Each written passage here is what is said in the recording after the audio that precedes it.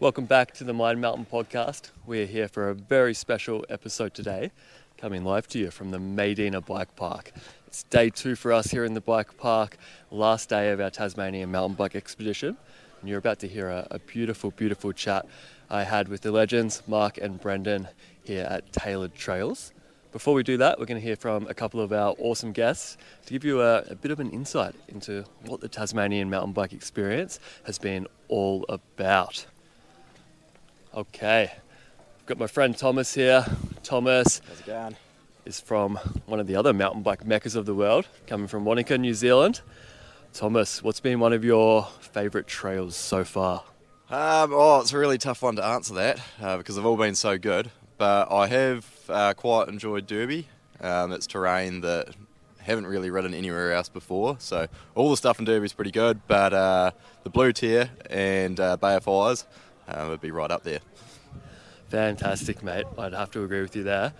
What's been one of the biggest things you've learnt on this trip? I know we've been mixing in a little bit of coaching at each destination along the way. Just going right back to basics. Riding over the years and not having any proper coaching experience before, I've developed a few bad habits. So it's been good to iron them out and run things back to basics and smoothen stuff out. And overall, I think it's worked really well. Fantastic, mate. Well, I'm excited to keep putting some of that into practice out here today. Yeah, thank you. Yeah. Awesome. Okay. Next up, we've got John here. Hi, John's good morning, Jake. coming to us from the UK, Absolutely. originally from Scotland. Yeah, absolutely. John, what's been one of your favourite trails so far? I think I share some of the thoughts of Thomas before. I loved Bay of Fires. Bay of Fires is just tremendous. Some of the jump lines here in Maydena are just spectacular as well because they're really nice and progressive. You can land really easy, but you can give you a little bit of pop off the top. So I really enjoyed that as well. It's really steep here, so you get plenty of speed coming into the corners. Fabulous, fabulous place. Fantastic, John. Next up in the crew here, we've got Bronson, fellow Australian, coming to us from Newcastle. Bronson, you're actually a motocross coach. Kind of newer to mountain biking. The kind of first big mountain bike trip. What's been one of your favourite things so far? Oh, definitely loving the mountain biking for starters. Very, very new to it. Only just got a bike very recently and not much time on the wheels before coming here. But it's been phenomenal having so many days in a row to just continually progress the skills and confidence and abilities and that.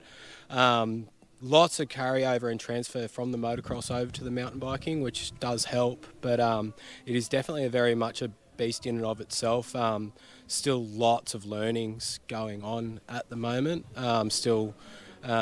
Surprising myself with how much I can actually really send into stuff, and the bike holds up better than I expect it to. It's been a phenomenal experience and learning so much off you as well. The little quick whips of riding behind me and try this and instantly better. So I would say I'm almost night and day compared to when I come in here on day 1 to now 100%. So cool, man. It's been freaking awesome watching your progression over this last 10 days. And I think we went from 0 when we're getting into some green and some blue trails on the first day there in Derby. We rode your first double black trail here in the Maydena Bike Park in the pouring rain yesterday. Pretty freaking cool. Yeah. No, that was awesome. Amazing, mate. Well, thanks for the words. Thank you. We'll get out there and get some more. Okay, I've got Ewan here, originally from Scotland, joining us on this trip from his home base in Whistler, BC. Ewan, what's been your favourite thing about the Tasmanian mountain bike experience so far? It's a good question, Jake. I like the variety. There's definitely a lot of variety of trails.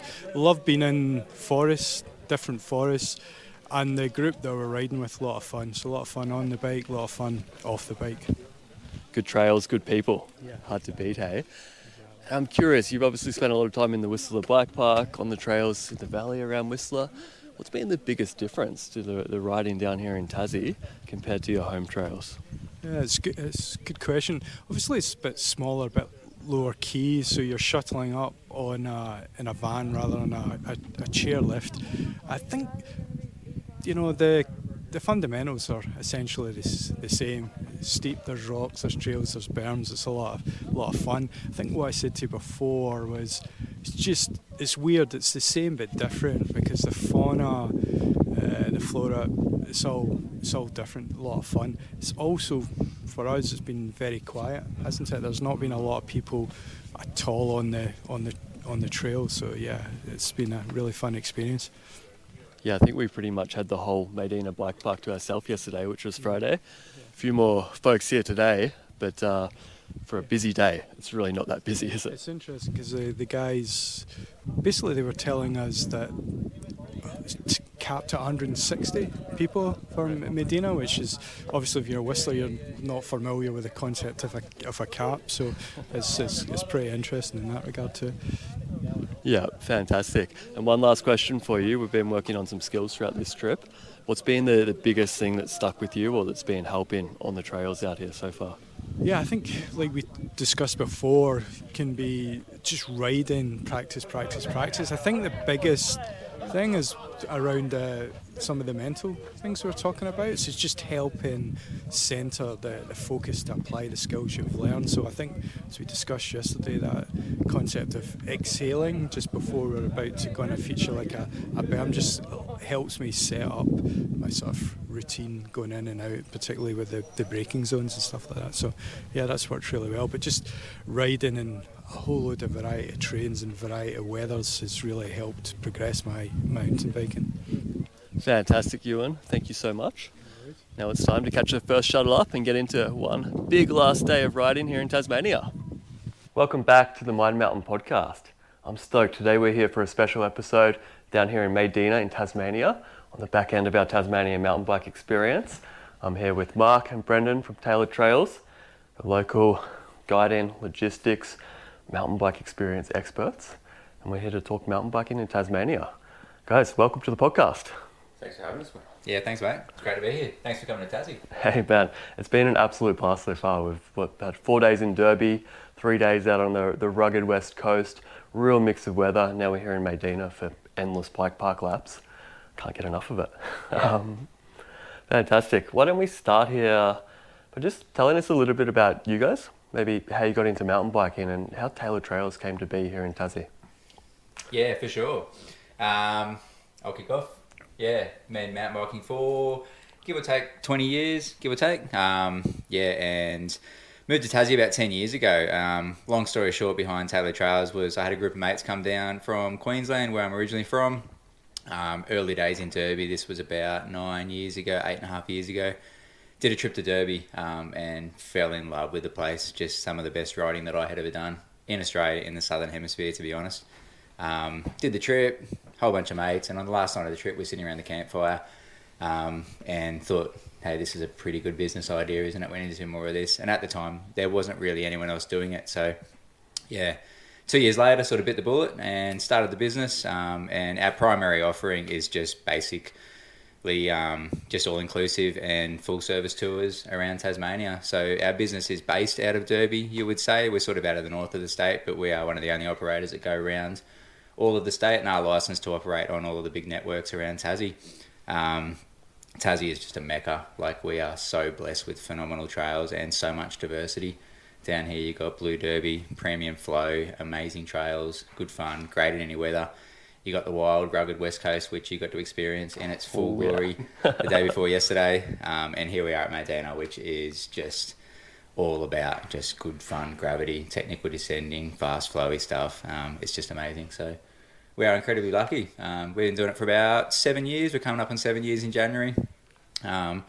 So we're pretty well experienced at this. We know the places to go. And yeah, we just love having the chance to show people around this state. It's it's an absolute blessing. Unreal. It's so cool to hear from dreaming around a campfire to here doing this full time. Yeah. Unreal. All good things happen around a campfire. We're sitting in front of the fire right now. It's when you make good decisions. Yeah, exactly right. Brendo, tell us a little bit about you. We've been having lots of fantastic conversations in the van. You've got a wealth of experience in the outdoors. But what first sparked your interest in mountain biking and then coming here to join Mark at Tailored Trails?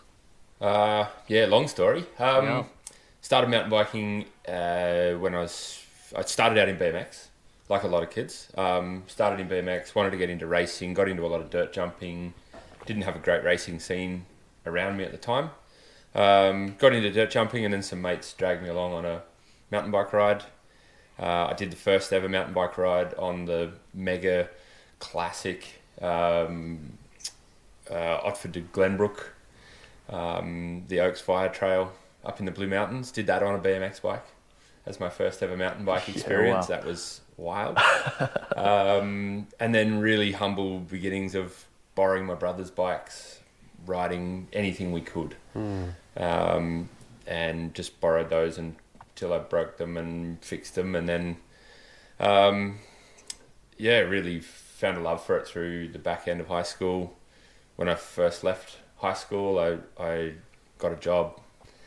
I lived off my first paycheck for a month, and I told my boss to hang on to my next 3 paychecks. Yeah, well. And then I took the next 3 paychecks straight to Phantom Cycles in Tarmore. If you're out there, Kerry, I appreciate you. And that was it. Mountain biking became a thing. I dropped my next 3 paychecks at the bike shop, and that was it. I was hooked ever since. So, it's just been a journey ever since. Travelled around a lot. Lived in Scotland. Lived in Morocco. Doing a lot of riding around all sorts of places, and then came to Derby in 2019, and absolutely fell in love with it. And it was a life-changing experience. I ended up packing up and moving down here, and met Mark in Derby, and bought into the company, and now we're running the show together, taking people to not only all the big spots, the Derbys, the West Coast, the Maydenas, but some of the little in-between joints that you've got to experience with Penguin, places like St Helens is a real little gem. Lots of those little in-between joints that really make some of these tours pretty magic.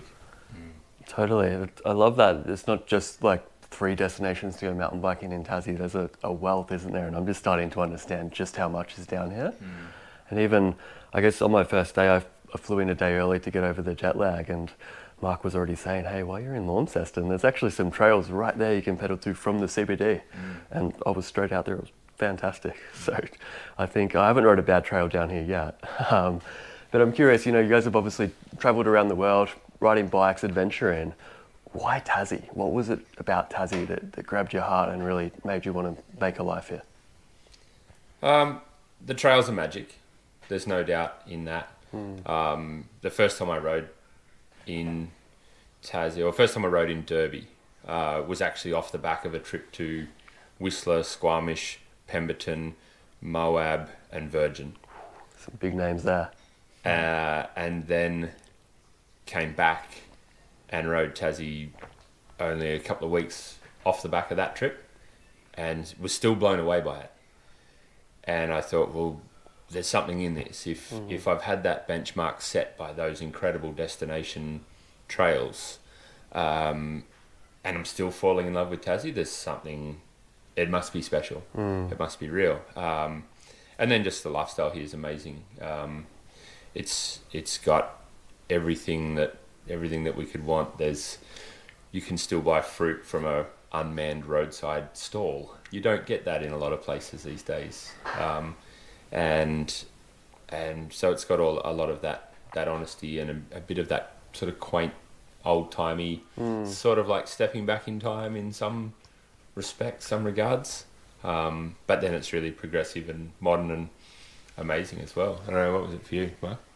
Yeah, for me, I suppose 2-prong approach, but first and foremost, the lifestyle and just the people down here. We sort of ended up here by chance through a different career offering, and didn't expect to live in Tassie, to be quite honest, but pretty early on I was like, oh, this place is pretty special. Tassie's always had a bit of a stigma about it amongst Australians, particularly Australians based out of the northern end of the country like myself. I think there's a few furphies that people have been saying about Tassie just to keep it a little hidden secret for the last 30 or 40 years, because this place is amazing. Yeah, so for me as a young dad with a young family, like lifestyle is paramount here. It's just incredible. There's a certain like authenticity about this state and about the people and about the food and about the coffee and about the wine and the culture, and it's a really beautiful area. From a riding perspective, like it's next level. Like it is genuinely world class across the state. We are really, really lucky. But I suppose the thing that really attracts me to the riding is just the fact that you are genuinely in mountain bike towns.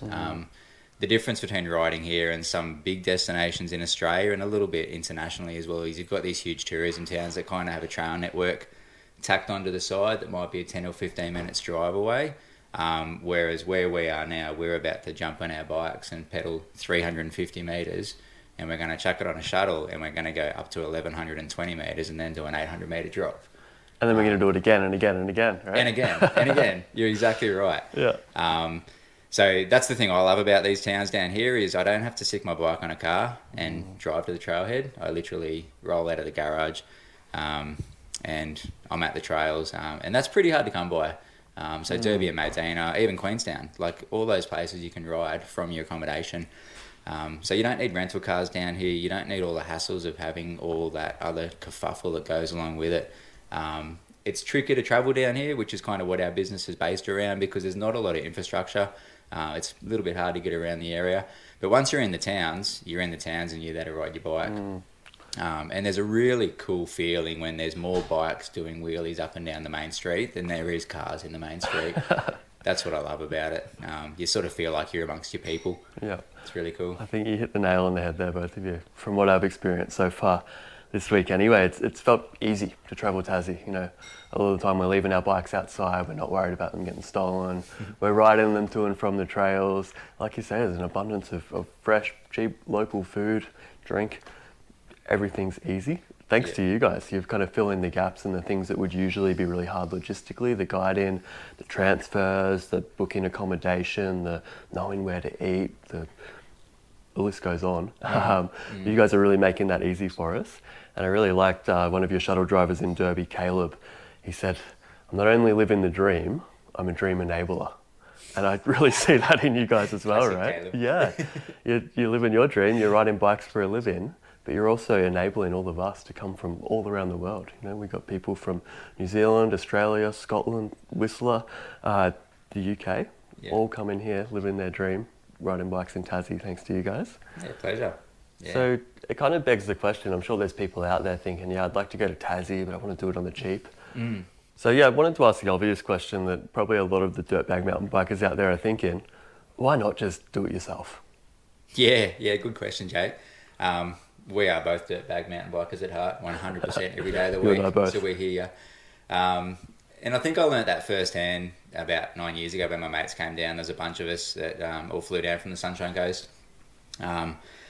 Rented cars, drove out to Derby. I think we split across about 3 or 4 dual cabs to get the bikes in. Got out to Derby, jumped on the shuttles, booked accommodation, went out, had dinner, found somewhere to eat. Like, did all the usual things, but it was just really bloody hard. Like, we were forever splitting costs and how much do you owe me and how much does he owe for accommodation and did he buy the groceries or whatever the case might be.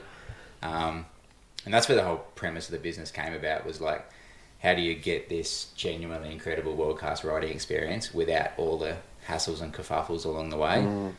We just want someone to come down and have a good trip that's really easy, that's fairly priced so that we can make money out of it and feed our families. But then also, we want them to come back next year.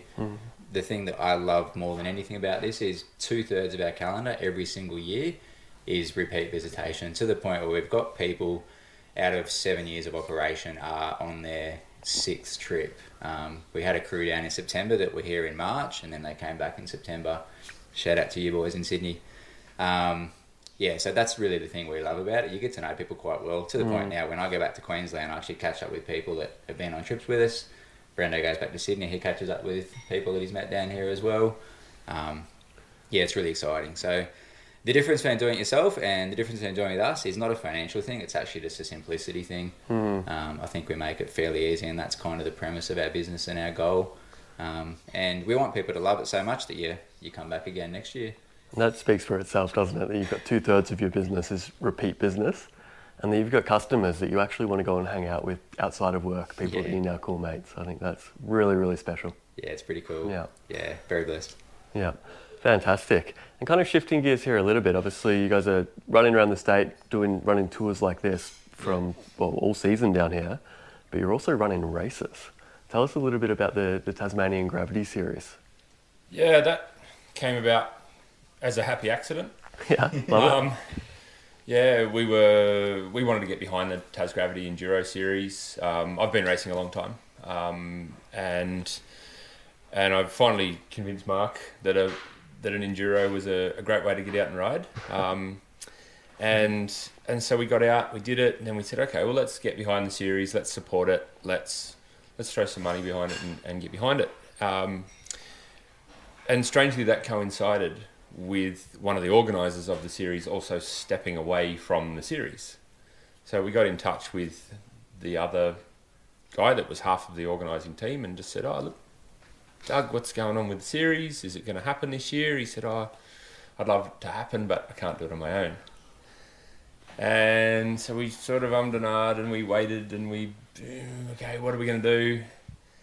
And then maybe over a few too many wines one night, we decided perhaps we should ask Doug what it's going to take. Are we the right people to start running it?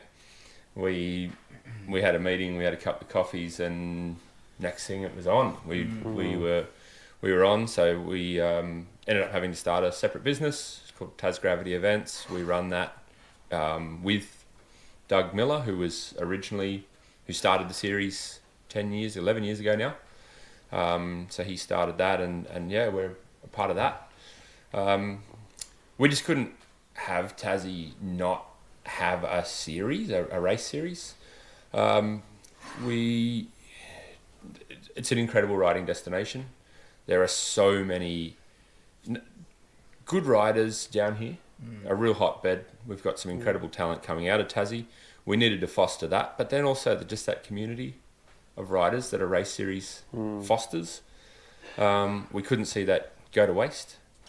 So yeah, took it on, and yeah, as we sort of watch riders come up through, it took us, we've been doing it 4 years now. This is our fourth season. Yeah, well. And huge shout out to Lacey Adams, who has come up through our series and went on to take the under-19s Enduro World Series overall this year.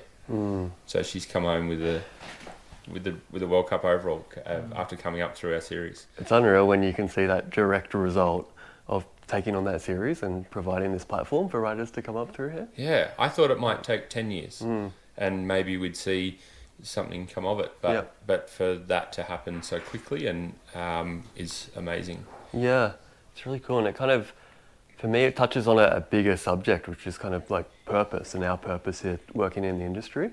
We had a great chat in the van the other day kind of about how taking on this race series specifically has given you more purpose. And, obviously we can talk about the riders that are coming through the series and getting onto the podium and that kind of thing. But even on a bigger level, talking about the kids that wouldn't have anything to do on the weekend if they didn't have an enduro to go and race, or they didn't have bikes to go and train on. And I think it's really cool kind of getting a look around Tassie. It seems like the state as a whole is kind of shifting from the primary industries, the logging, the old mining towns and stuff like that. And without things like mountain biking, tourism, there'd be nothing for the kids to do, nowhere for the people to work. So I think it's really cool to see people like you stepping up and kind of filling those gaps, even though it's a lot of work for you guys and it's pretty hectic, right? Oh, it's hectic. It's a lot of work, but it definitely gives a lot back, and it gives a lot to these rural towns. Yeah. We're in Derby is a town of 106 people. Maydena's probably got 200 or 300. Derby's an ex-mining town. Queenstown, where we were, ex-mining town, still has a little bit of mining in that area.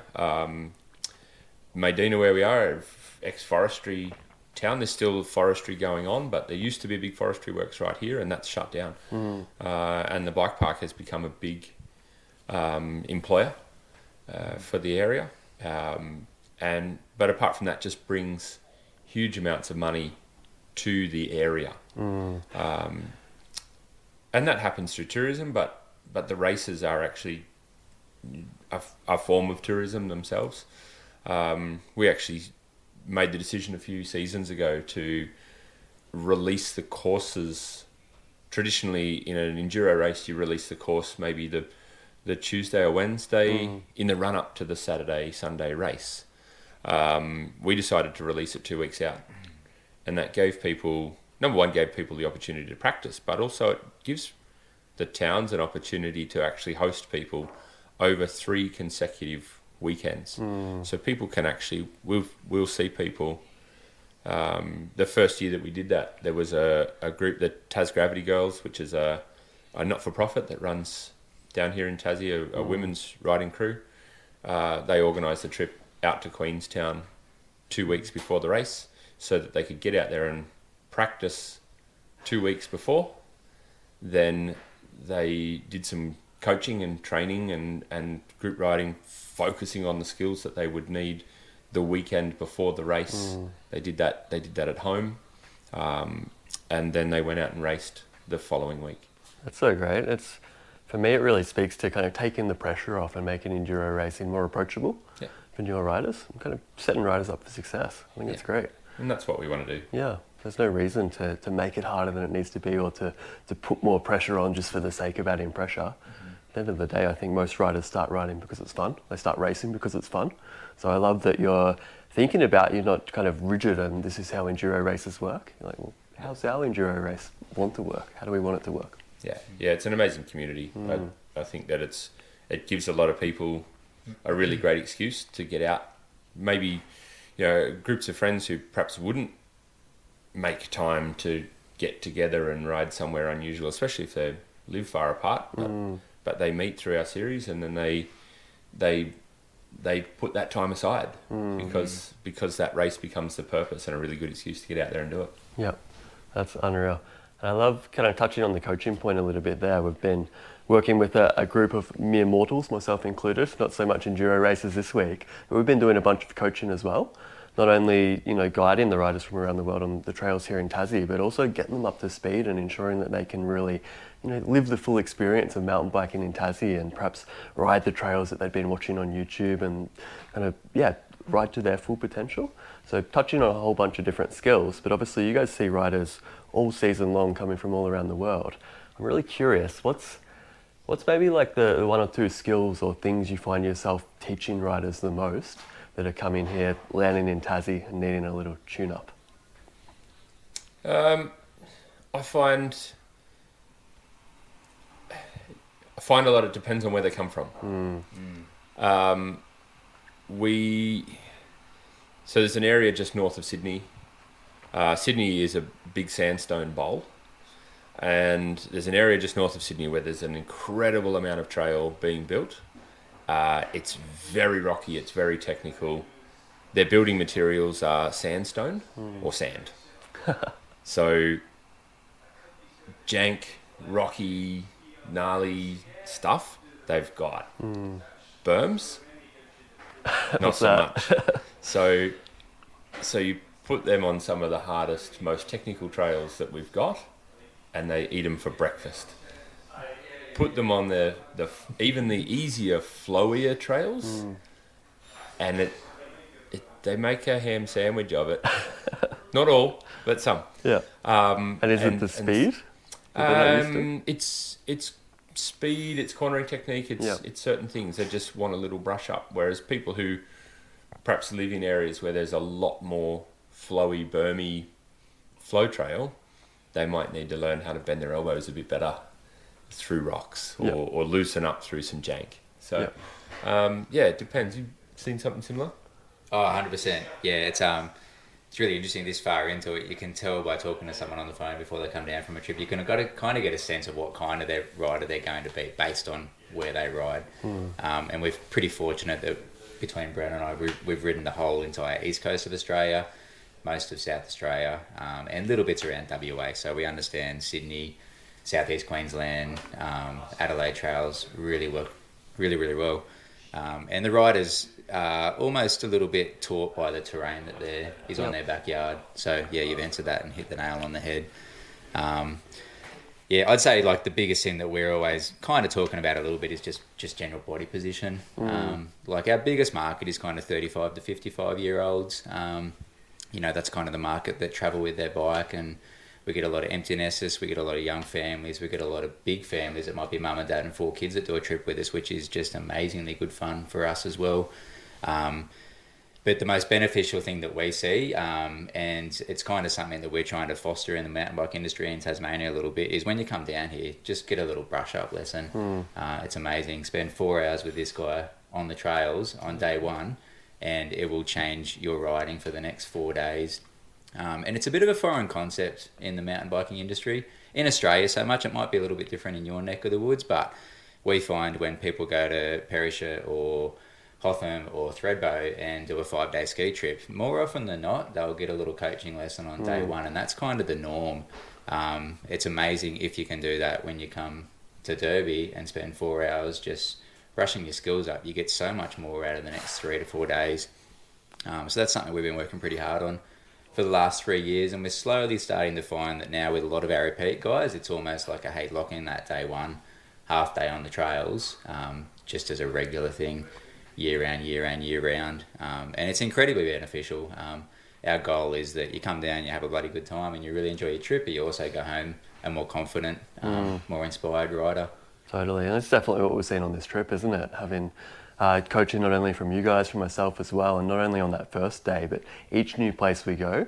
And it's not necessarily always a traditional coaching lesson where we're in a skills park and we're spending 4 hours hiking up and down one corner. But each time as we go, there's questions popping up and there's people getting it. There's GoPro footage being reviewed each night.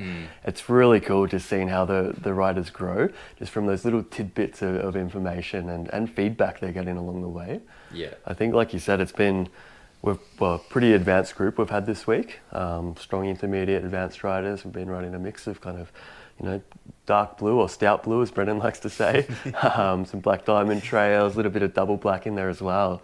And each one of these riders has really stepped it up. If they came in as a blue rider, they're now riding black trails, and it's been so cool to see. And I can't even remember what day it is, but I think today is day 9 or something like that. We've pretty much rode every day there. But yeah, like you said, it's not always the shiny skills on top of our skills pyramid. Quite often the riders that have got or what they've needed the most has been just a brush up on the foundations. Yeah. And we've really seen that huge leap forward because of that. Yeah. I also kind of found what you're saying there interesting. I see that as well a lot, in the sense that perhaps the riders over in Canada that are used to going to Whistler and getting ski lessons are a lot more ready to come and get a bike lesson. It makes sense, right? If you get taught to ski, you should get taught to bike. I see a little bit of this where I'm from in Australia as well. We've got maybe more of that kind of farming DIY background of I know how to ride a bike. I've been riding bikes for years. I was one of those guys up until my early 20s when I got my first lesson and kind of realised how much I didn't know.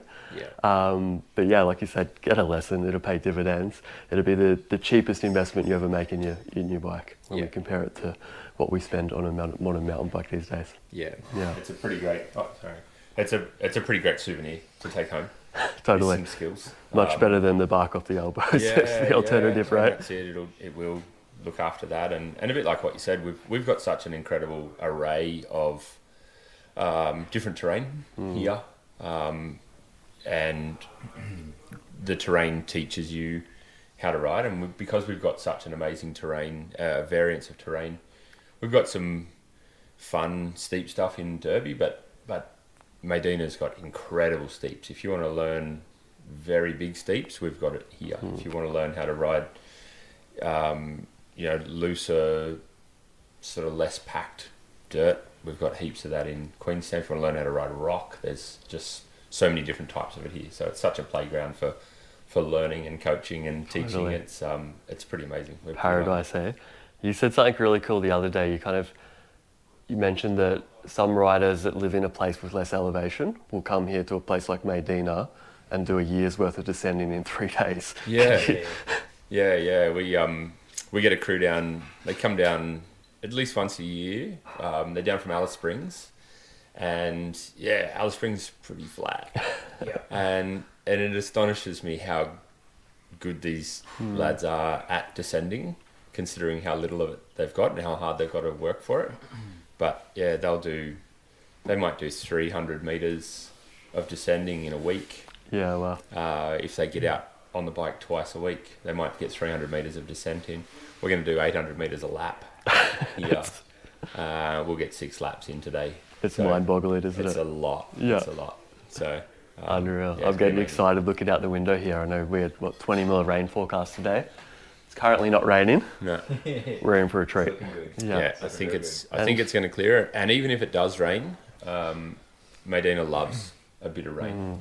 Everywhere that we've ridden, you've seen it rain in all the spots. Yeah. Which is a bit unseasonal. We've also seen at least a patch of sunshine in all the spots. Yeah. I think like Derby was it was a treat for me coming from cold, dark Canada that's about to start snowing to Derby, because it was blue skies every day. It was nice warm weather, but also not too warm to pedal. It was just perfect. Yeah.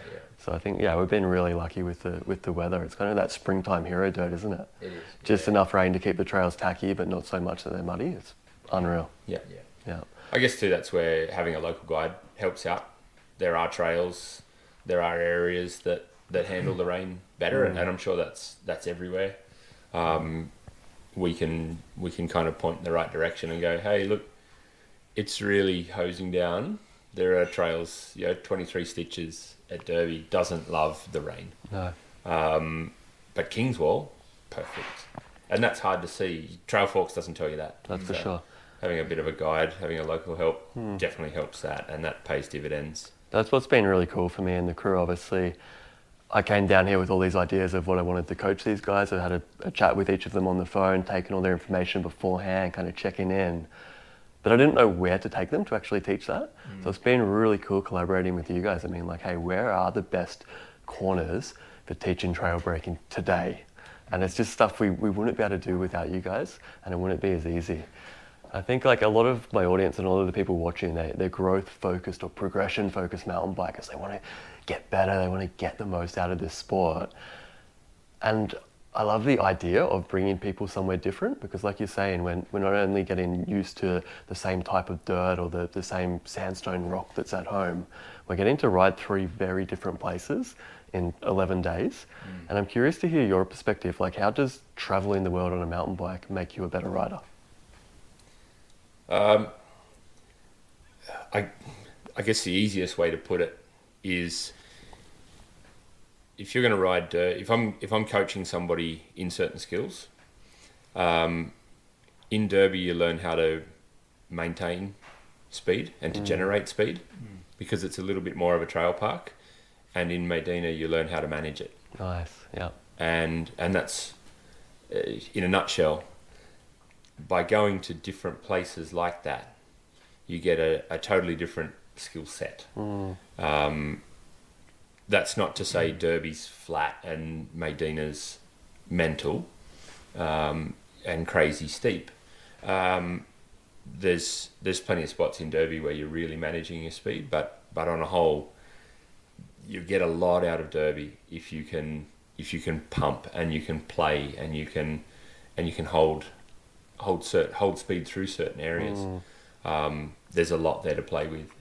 Maydena, a much steeper hill with, it's definitely got some genuine green trails on it, and they are genuinely green. You can take kids down the hill, but you are learning to manage your braking a lot more here. You're learning to manage that speed, control that speed a little bit more, and that's sort of in a nutshell, breaking down those 2 different spots. Yep. Becoming a more diverse rider by going into different environments, different types of trails, and learning to ride that terrain. Yeah, I find with a lot. I don't know if you have seen the same, but we find a lot of people by about lunchtime on day 1, if they've ridden, generally Australians, they'll come to Maydena, and by lunchtime on day 1, they're saying, "Oh, the blues here are a black anywhere else." And then once they get the swing of it, once they learn that it's just steep, not harder. It's just steeper. Once they get the swing of riding steep stuff, by the end of day 1 and kicking off into day 2, they're realising it. They flick the switch, they go, okay, it's not harder, it's not gnarlier, it's just steeper, and it's a different type of riding. So for a lot of people, Australians generally, our trails are a little bit flatter. And once you get the hang of that steepness, you're off to the races. I love it. And that just like really speaks to a trip like this, isn't it? Where we can speed up that whole process. And maybe that awkward first day where we're not quite sure and everything feels too hard and it's maybe a bit overwhelming. It's like, come here and learn which trails are the best to ride, learn exactly how to ride them, and really get into that fun zone a lot faster. And that's what we're seeing with a lot of our riders, isn't it? We had some of the guys that perhaps come from a place like, maybe we've got one rider from Wellington here and she preferred the steep tech. We've got others from Whistler that love the jumps. And now we've got this group of riders that love both, because we've filled those gaps and we've taught them how to ride both with confidence and control. That's really cool to see, really rewarding. Wanted to touch a little bit here on mindset. I know that's something I really like to talk about, and it's something we've had a lot of great conversations about with our guests and with each other in the van. We actually did a little bit of a mental skills workshop before we got into the steep and deep on our first day in Maydena yesterday. Brenda, I'll let you kick it off because I know you brought up a really cool strategy that you use and that you coach. Would you share it on the podcast? Yeah. It's something I've thought about a lot over time, and it was something I really struggled with. A lot of people work with visualization. That's actually something I struggle with, owing to having aphantasia, which is a lack of a visual imagination. But I work a lot more on feeling with things. We were looking at a feature with a bunch of our riders, Kookaburra Rock, on a trail called Cuddles. It was classic. in the Enduro World Series. It's this incredible, you've got 3 different lines down this quite steep granite boulder. For those that are listening, this thing rivals Squamish Whistler riding. Grippy granite rock. It's how tall is it? 12 meters tall? Yeah. Near vertical. It's bloody unreal. Yeah. Sorry, go on. Yeah, the A-line's 12 meters and fairly vertical. I got so excited when I seen that rock. Yeah. And all the rock in Derby, really. Yeah. No, it's an incredible feature, but having that A-line is amazing. Having a B and a C line on the same trail, incredible work from the trail builders, and obviously the natural terrain lended itself to doing that. So having that C line's quite intimidating. The run-in's a little weird, and it actually dips to a horizon line where you can't see the run down. The run down is actually relatively mild, super grippy, quite wide, and I'd say it's a feature that any rider that's riding blue trails with confidence could actually run that line, no problems at all. The scary part is the horizon line. You get to a point, and right at the point where you hit a bit of a tree root and look up to see where the end, all you can see is it dropping away into the never never. And what a lot of people will do in that point is they'll look at it, they'll look at the run out, they'll look at that run down that granite slab, and they'll forget to really think about the run in and the point where they get really scared. And so what I've started doing with people is actually walking them back further, and actually getting them to walk through the run in, get to the point where they would look up at that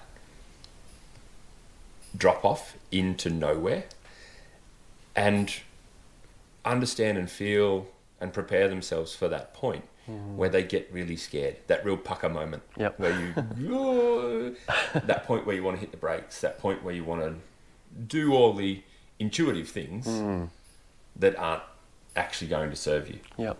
And I get them to actually practice that moment of terror and then release it.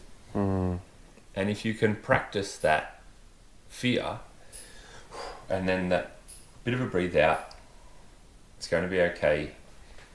And if you can get through that 2 or 3 meters, you actually get to the point where you can then see down it, and then it's fine. And we've found great success with people doing that thing that they know they can achieve the thing. It's just quite scary. Getting through that point of commitment. Yeah. Such an interesting one, isn't it? Because often that fear or that pucker moment, as you said, doesn't come up on the steepest part or the hardest part of the feature. It comes up just before it, just as we're about to go in. So if we can actually get comfortable with that feeling, like you say, not just visualize how it's going to look, but also feel how it's going to feel. Sit there, get a little bit more comfortable with that, and almost train ourselves to move through that moment rather than just trying to block it to the side or trying to pretend it won't happen when we actually are on our bike. Yeah, really acknowledging that point of, okay, I'm going to get scared here. Yeah, and that's okay. Yeah. That's good. It means I'm challenging myself. Yeah. Absolutely. Yeah, it was something I thought, it happened to me in Whistler, looking at the Moon Buddha. Okay, yeah. Dropping into that enormous bowl, and you're just seeing this, it looks like a 10-story building of dirt. Yeah. And you just go, And you're like, I'm meant to launch up there. I have to go up there, and I have to not brake between here and there. Yeah. And everything in your body is telling you just a little brake tap or something for comfort. And your thinking brain knows that that's not the right thing to do. But some part of you just wants to get on the brake. But just have that moment, practice that moment and feel that moment of fear, and then release. Let it release and commit in. And and when you say release, are you exhaling out? Yeah, that's something, and it's whatever works for people. For a lot of people, I do find a lot of people hold their breath. Yeah. So definitely for a lot of people, I'm finding that exhale is a big thing that helps them through. For some people, it's in their shoulders and in their neck. Right, releasing that muscle tension. Yeah, and trying to identify that. I'll try to identify that, or I'll try to get them to identify what it is that where they're holding on. Yeah. Get them to try to release that and feel that on the walkthrough. Yeah. And then let them have it on a bike. Yeah, fantastic, mate. I loved watching you coach one of our riders through that process. It was so beautiful to see, and just that high five moment afterwards. It's so cool. Oh, it's magic. I love it so much. Fantastic. And what about for you, Mark? Have you got any kind of wide open, but on the mental side of mountain biking, is there any kind of like tools, tips, techniques, or things that work for you in your riding? I know you've progressed a lot yourself since moving here to Tassie and exploring this terrain. Yeah, it's an interesting one. Like, I've got a very different background. Coming from sort of motocross in my younger years, and then more into XC and adventure racing. So, I come from that more pedaling up than pedaling down kind of background. And Tassie was it was a completely different mindset. I'd bought a new bike within the first 6 months, and I was wearing different clothes and different shoes and everything that goes with that. So, party shirt on, ready to rip, eh? Yeah. The best riding shirts you can buy, aren't they? They're so good. Yeah. But yeah, probably from a different perspective, and I only say this because we're in Maydena and it's kind of fresh of mind, but it's really interesting when you drive into Maydena from a mindset perspective. Like, this place has a reputation, and in some ways deservedly so, but also in other ways, it doesn't deserve the reputation that it's got. Like, it's actually got some of the most diversity in the country and probably the world as well. Like, kudos to the team at this bike park. They've done a phenomenal job, but yeah, in the first couple of years, like, it was probably a little bit more focused around the steep and rowdy stuff, but you can almost pick it when you drive into Maydena. So we're coming in, whether we've come from Hobart Airport to Derby, and when you just go past the National Park Hotel and you come through this nice little rainforesty section, all the banter in the car goes from da, da, da, da, good time. It's just everything quietens down a little bit, and there's the next 10 minutes, everyone's really quiet. And you can feel the nerves building, and we kind of stick the right music on and try and change that a little bit because we know it's coming. It happens with every single group. And from a mindset perspective, that's because they've jumped on YouTube and they've watched all the rowdy trails and they've watched Hardline, and they build this place up to be so much. So the day one that we do with people here, which is what we're going to go and do now with you guys, is all just about building confidence on the terrain without kind of overthinking it. So we do a lot of our coaching and our pre-coaching and our guiding in Derby to understand people. And then our goal at Maydena day one here is, hey, just jump on my wheel. We're going to have some fun. And the goal is to push people sort of within their comfort zone, but every now and then just slightly beyond it. But in a perfect world scenario, I really love the fact when you ride a trail and someone looks back up and goes, I can't believe I just did that. But the thing is, they didn't even notice they were doing it because they were just trusting the wheel in front of them. They were on it and they were in. And we've had people here that, like, admittedly probably might have been a little bit out of their depth. And there's one person I remember in particular, he might know who he is. He's early 60s, comes down every year with a group, and we've been doing Derby for 4 or 5 years. And I said, boys, let's go to Maydena this year. And one of the lads in the group, the older guy, lovely guy, really capable rider, we'd done a run and a half, I think it was, and we're halfway down, we're at midline. He sort of pulled me aside and said, Mark, this is a bit much for me, mate. I'm gonna pull out after this one. And I said, give me another run, give me till lunchtime, let's see where we get to. We're just going to keep working on this and jump on my wheel and let's have some fun. And we didn't talk too much about everything, but it was just about building his confidence for the next hour. And then by 2-3 o'clock in the afternoon, I remember getting to one particular junction, and it's like, I won't say his name because he might be out there, but let's call him John. It's like, John, black, blue, your choice. And he looked at me and he's like, black. Oh, yeah. We're dropping in. All right, jump in. We're going in. And we went and rode King Brown, which is one of my favourite trails here. Which is a proper, steep, tech, flow trail. It's amazing, an absolute work of art. But that was all just about building his confidence throughout that day to get him to that point to be able to ride that trail. And not only ride it, but actually ride it confidently. And the other thing we encounter all the time when people come to Tasmania is you get this text message like 3, 4, 5 days later from someone that just went back to Northern Beaches, Sydney, or to Newcastle or to Adelaide, and they go, hey, I just did this feature on my trail that I've been looking at for 7 years and I've never ridden. And that's the big thing, coming back to your previous question about like travelling on your bike. When we ride the same network 3 times a week, we kind of talk ourselves into what we ride.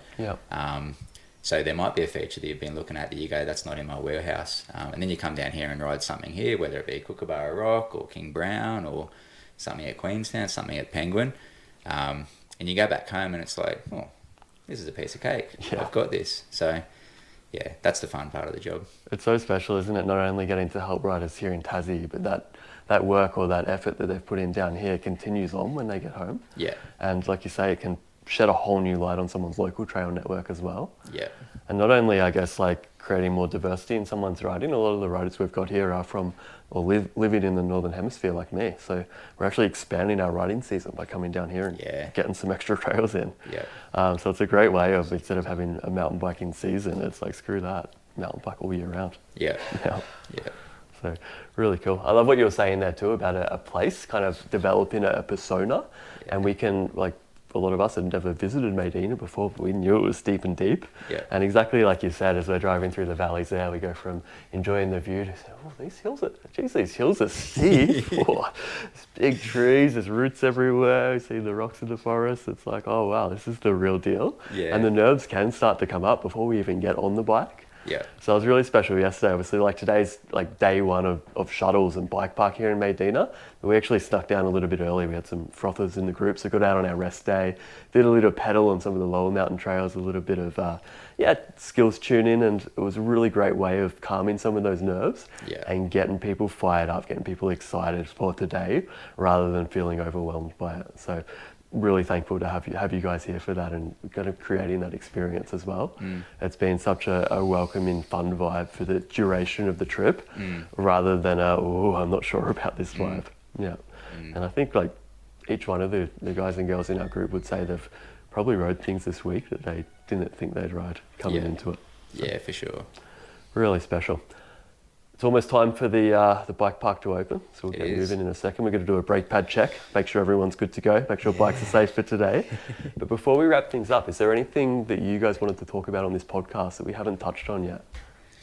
No, I think it's been great. Thanks for coming down, Jake. It's been an absolute pleasure. Like, this has been in the works for a year and a half. A lot of chats on the phone, a lot of video calls from the other side of the world.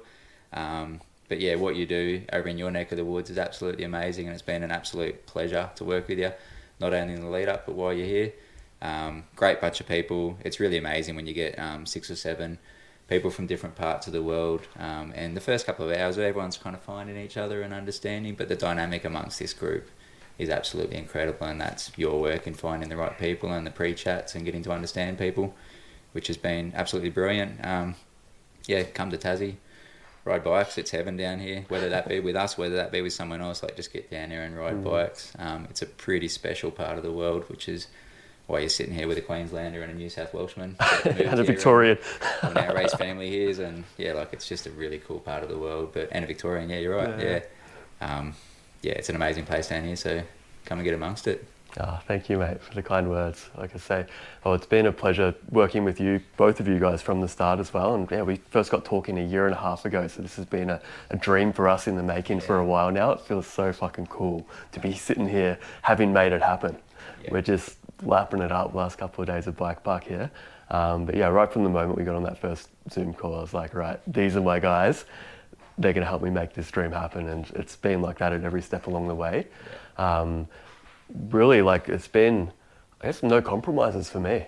Everything that I've wanted for this trip, you've been like, yeah, let's make it happen. And adjustments along the way, different trails, different things.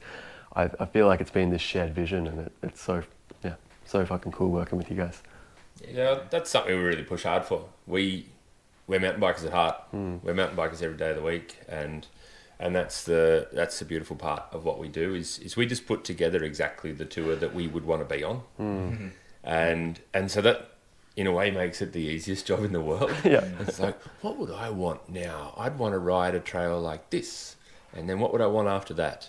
A beer and a really good meal. Okay, we can organise. So we just organise that. We just organise what we would want. And we're pretty mountain bikers. We're pretty simple folk generally. We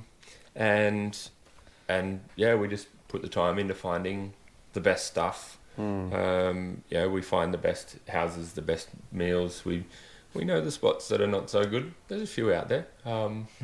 And we just put the time into finding the stuff that's great, the trails that are great. It's arduous research, checking out trails and beers and restaurants and that sort of thing. But we've got a strong research and development team that that work tirelessly to keep making sure that it's the levels kept high. We just love saying yes if people want to do something that's a little, even if it's a little bit off the cuff. We've got a crew that comes down every year. They do a golf day in the middle of their mountain bike tour. We're often taking people and for little detours to visit, whether it's wineries or distilleries or go wakeboarding or all those sorts of things. They're all on offer. They're all on the cards. So any sort of mountain bike adventure. If people want to do big pedal days, we can do it. Private shuttle days are obviously our bread and butter, but whatever it is, we just want to make it happen. That's it, hey. We had one of our guys rent an e-bike. We won't name names because we don't want to call him out as being an e-biker. But it's kind of, you make things happen, right? He was sick of pedaling, so we got him on an e-bike for the day, and he was much happier. It's been awesome, and I think that's the really cool thing about this trip that we've put together is we're riding with people that we'd ride with anyway. We not only opened up 10 spots and just let anyone book on.